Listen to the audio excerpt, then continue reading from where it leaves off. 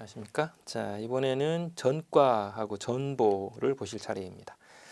이 전과는 처음 보시는 게 아닙니다. 앞쪽에 개관을 할 때 여러분들이 이 계급제, 경과제, 전문직위제라고 하는 이런 부분 보시면서 잠깐 보셨습니다.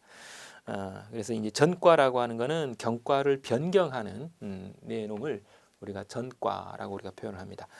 그래서 이제 전과의 유형은 해양 경과에서 그 이외의 경과로 이게 가는 거는 인정이 되는 게 원칙이죠. 그러나 그 반대로 가는 경우는 예외적인 형태입니다. 그래서 뭐 정원 감축이나 이런 특별한 사유가 있을 때에 그 이외의 경과에서 해양 경과로 인정이 되는 것이죠.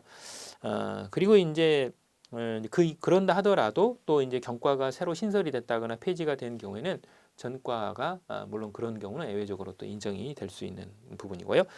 그리고 이제 밑에 보시게 되면 전과의 대상자 및 제한이라고 하는 부분이 들어있는데 이 전과의 대상자가 되기 위해서는 해당 자격증을 따셨다거나 아니면 직무교육을 이수했다거나 혹은 관련 경우에 국가 시험이 있으면 시험에 합격을 하신다거나 하는 이런 조건이 충족되어야 됩니다. 그러면 전과가 되어지는 것이죠. 그리고 이제 전과할 수 없는 경우도 있습니다. 현재 경과에서 1년이 안 됐다. 뭐 이런 경우는 계속 바꿀 수는 없잖아요. 그렇기 때문에 최소한 1년 하셔야 되기 때문에 1년이 지나지 아니한 사람은 전과가 되지 않고 그리고 이제 특별한 직무 분야에서 근무할 것을 조건으로 채용된 경찰 공무원들이 있습니다. 이런 경우들은 그 특별한 조건을 충족하셔야 돼요. 이런 경우들이 이제 5년간 근무하시는 조건이 붙어 있는 경우들이 있습니다. 그래서 이런 경우들은 5년이 지나야 전과가 되어지는 것이죠. 이게 이제 전과였는데 앞에서 보셨기 때문에 제가 간단히 설명을 드렸고 이번에는 이제 전보로 가겠습니다. 전보. 이 전보라고 하는 것은 동일 직급 내에서 보직을 변경하는 경우를 가리킵니다. 그래서 이 동일 직급 내에서 보직을 변경한다라고 했어요. 그래서 일반적으로 이제 직급이 같기 때문에 계급은 일단 같고요. 이제 근무처가 바뀌는 이런 경우들을 가리키는 말이죠.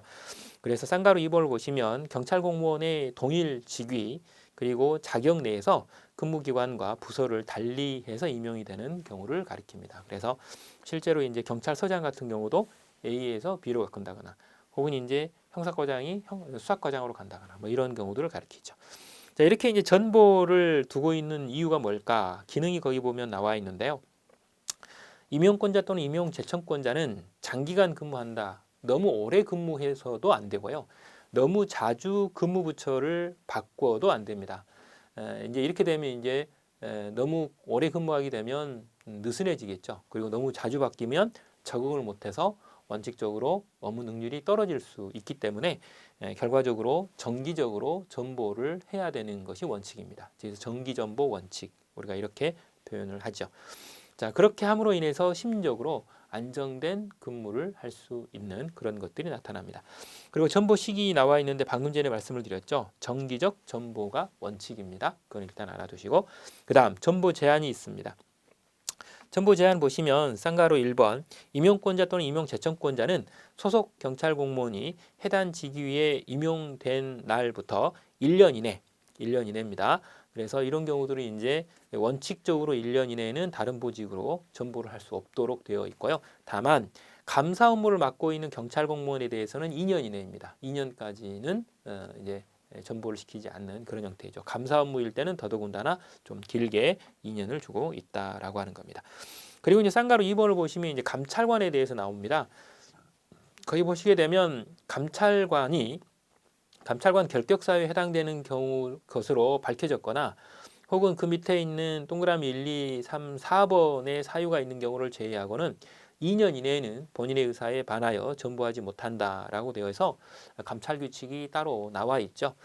자, 그리고 이제 결격 사유가 있으면 당연히 이제 다른 곳으로 가셔야 되는 경우이고 그것이 아니라 하더라도 동그라미 1, 2, 3, 4번이 있습니다. 그래서 거기 보시게 되면 징계 처분을 받았다거나 혹은 형사 사건이 계류가 됐다거나 혹은 직무 수행 능력이 현저히 부족하다거나 혹은 과합적이고 권위적인 감찰 활동을 반복적으로 무리를 야기한 경우라거나 하는 이런 경우들이 가장 대표적으로 여기에 해당이 됩니다.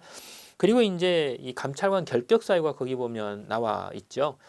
이게 이제 금품 향응 수술을 했다거나 성매매, 성희롱, 그다음에 음주운전 같은 이런 부분들. 그리고 이제 이 결과적으로 이제 그런 금풍향 수수나 음주운전, 성희롱, 성매매 이 같은 이런 부분들, 음주운전 같은 경우들은 기간하고 상관없이 일단은 결격 사유입니다. 몇 년이 지난다 하더라도 이런 사유로 감찰관을 못하게 되신 경우들은 영원히 못하는 것이고